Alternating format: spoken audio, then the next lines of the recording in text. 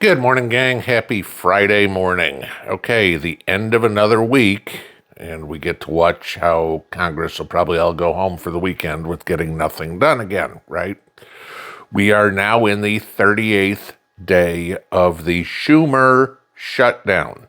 Okay, do not let the media tell you otherwise. This is 100% on the backs of Democrats. Okay, they can try to spin this all they want, but we know who's holding the government hostage. I'll just give you this. You've got every every Republican, save Rand Paul, voting to keep the government open, and basically nearly every Democrat voting to keep it closed. You can't spin that. I'm sorry, you can try, but you're not. I want to put a theory out there, okay, to people, because a lot of people do not understand what's going on. Now, anybody who's paid attention to this knows that the Democrats want $1.5 trillion to fund transgender surgeries, to pay for illegals, to have insurance, et cetera, et cetera, et cetera. And of course, there's all the screaming about, oh, you're going to take low-income people off of insurance. Okay. We know it's already affected air traffic controllers. I mean, we just had airlines be ordered by the Department of Transportation to cut 10% of flights. Okay. We certainly know this is affecting SNAP benefits, so people that are on food stamps are not getting their food stamps at the moment. Government workers are furloughed, not getting paid. I mean, if they're essential, they have to go to work without a paycheck. If they're non-essential, they don't have to go to work, which raises the question of why do we have non-essential workers anyway? You know, any companies out there, we don't need to have you here, but we'll just pay you anyway. You wonder why we're $38 trillion in debt. Okay. The military, yada, yada, yada. The CR that they're trying to pass is to fund the government until November 21st. Excuse me. Which is 2 weeks from today, to give them extra time to come up with a budget. Okay, we've already pissed away more than 5 weeks, and they think they're going to need 2.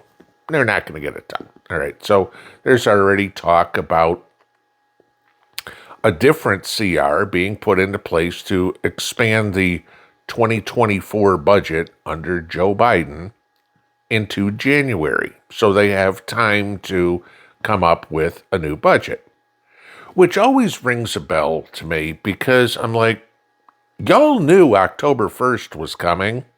It comes on the same day every year, just as a clue. Okay? You knew it was coming. But you waited until September 30th to go, oh, gee, we didn't do anything, right? It's kind of like all those people that do their Christmas shopping the day before Christmas and then wonder why there's nothing in the stores. But now we want to take a look at what my theory is here. I have a feeling that the Democrats are keeping the government shut down because they want the subsidies that they keep bitching about with Obamacare to expire. But they want to figure out how to blame the Republicans. Everybody in the country knows Obamacare is an abject failure. The funny part is, a lot of us were saying that it was going to be 15 years ago and nobody listened. And now all of a sudden, you know, the chickens have come home to roost. Why are we in this shutdown in the first place? Okay. Supposedly, oh my God, we're going to get rid of the subsidies for the Affordable Care Act. I hate to tell you something. If you have to subsidize something, that means it's not affordable. So we have a problem there. If the government's got to pay a portion of anything for the people, that means the people can't afford it. So, no, it's not the Affordable Care Act. It's Obamacare. It's a disaster. And the Democrats even know this. So we go back to the budget that, here's my theory. We go back to the budget that the Democrats approved in the end of Biden's term. Okay. Remember the American Rescue Plan? Remember the Inflation Reduction Act? Okay. Signature pieces of legislation by the Democrats under Joe Biden. In those, the Democrats put in the expiration of subsidies for Obamacare on December 31st, 2025. The Republicans had nothing to do with that. They were outvoted. Okay, maybe there were a couple of Republicans that voted for it. Fine, we know we got some rhinos, Lisa Murkowski, Susan Collins, that ilk. But the Democrats put in there the expiration of the subsidies.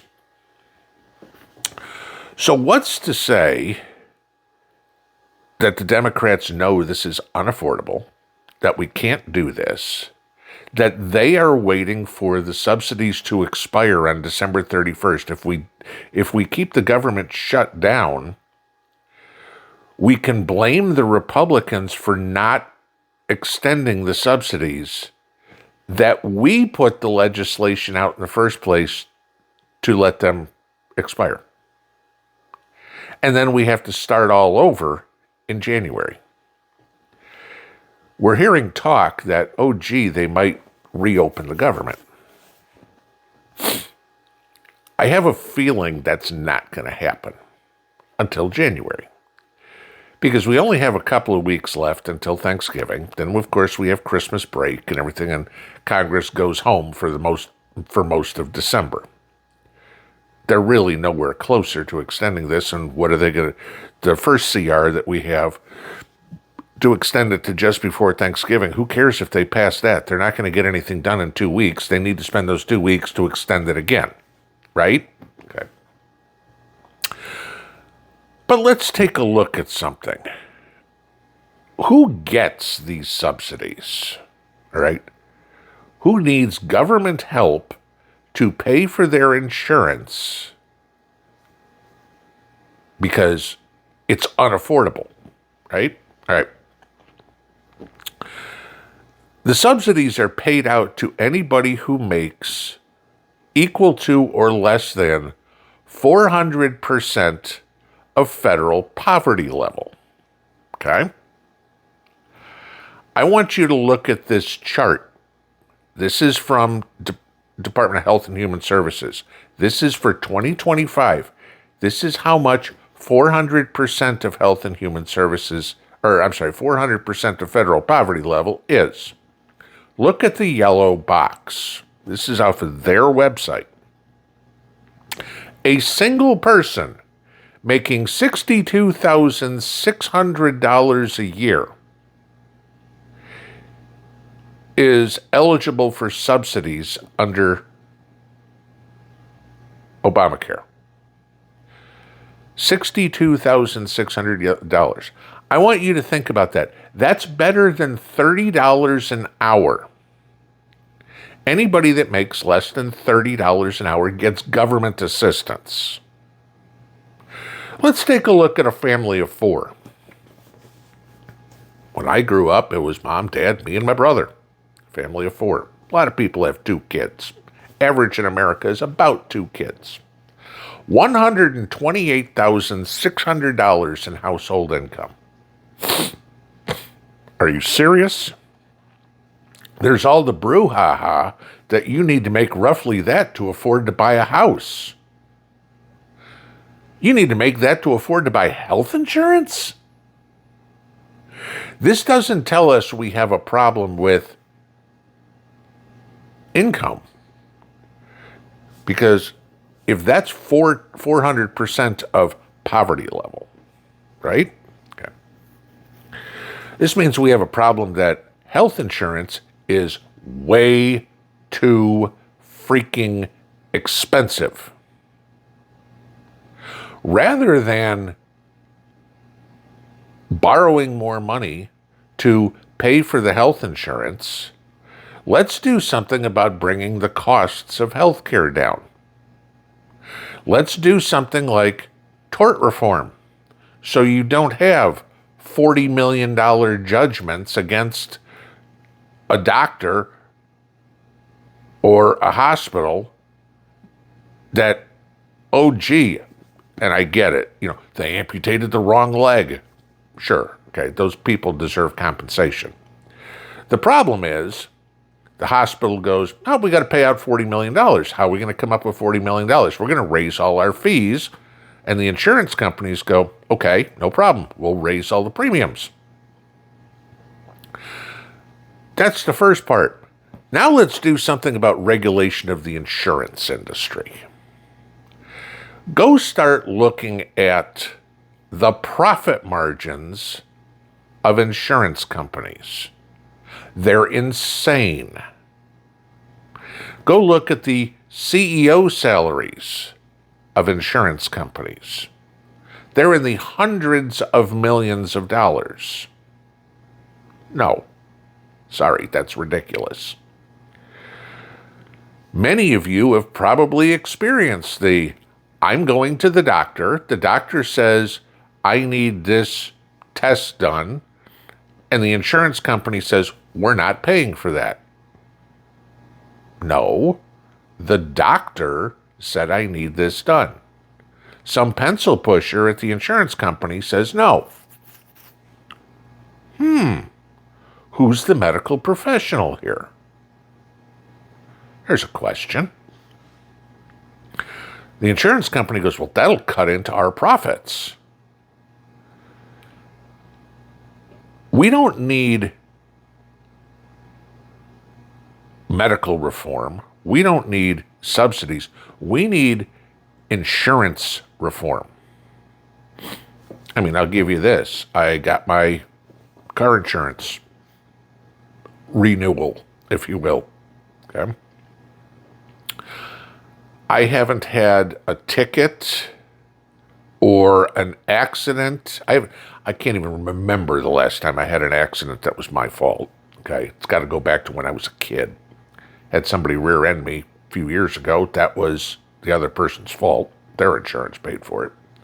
I haven't had a ticket since 2001, 2002, something like that. 25 years-ish. Close. My insurance went up, going for 2026, about 10%. Why? My insurance should be going down. You think? Gee, Mr. Pinball, you haven't had a claim on your insurance since George Bush was president. Okay. But we need to make more money. We have to pay for all these illegals that have accidents. That's my fault, right?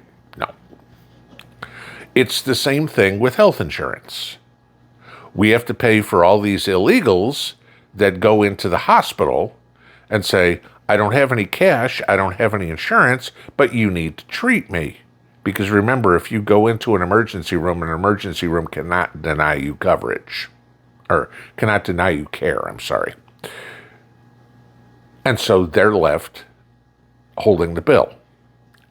And this is why you get all these hospitals closing, because you get people that don't pay their bills, abusing the system.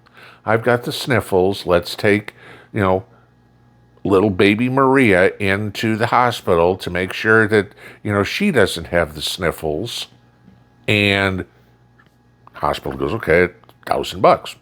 Sorry, I'm illegal. I don't make any money. I don't even have a Social Security card, as they've got $100 bills stuffed in their pocket from the construction job they get paid under the table for, right?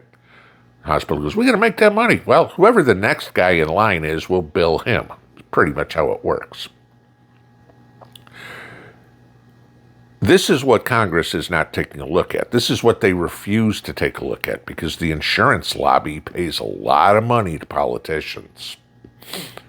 Now, What do we need to fix? We need to get government open.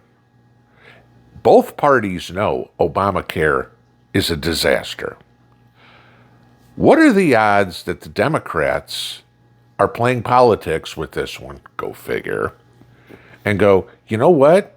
We want these subsidies to end so we can rewrite everything. We need to blame the Republicans for shutting it down. So we don't lose our voter base. So we tell everybody the reason you don't have insurance is because they wouldn't do it. Well, all at the same time, they're going, we don't want this either. We need to shut her down so this stuff will all expire and we can point fingers instead. If that's the truth, which would be great, okay, we need to let Obamacare disappear altogether. Remember why we got Obamacare. There were 30 million Americans who didn't have insurance. So we needed to penalize the 300 million that did. That was the theory. Collectivism, communism. We should all pay for them.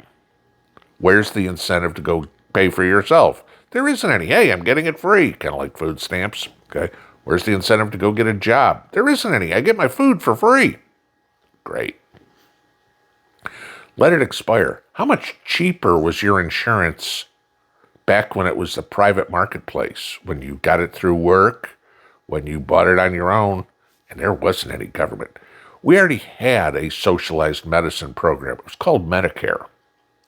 And if you qualified for Medicare, you got it. But now, somebody that makes a family $128,000 a year, an individual that makes $62,000 a year, you are paying for part of their health insurance. It was only at the very end of my career that I made slightly more than $62,000. Gee, I got to 70. Okay. And my tax records show it. My Social Security statement shows it. Okay. And I'm supposed to be considered poor to get my insurance? No. I never collected food stamps in my life. I never got Obamacare in my life. I collected unemployment once during 2008 when I lost my job, the same time I lost my house, the same time I was divorced, and I was on unemployment for a couple of months. Okay? It's the only time I've ever had a government handout. Why is it now that everybody should get a handout? Oh, I don't know. They've been begging for Medicare for all forever. That's all this is. Medicare for everybody. Everybody gets insurance. Everybody gets to pay more for it. What happened to all the free stuff, right? Yeah. Socialized anything makes us all equal. Equally poor, equally desperate, and right now, pretty much equally pissed off. Pinball out.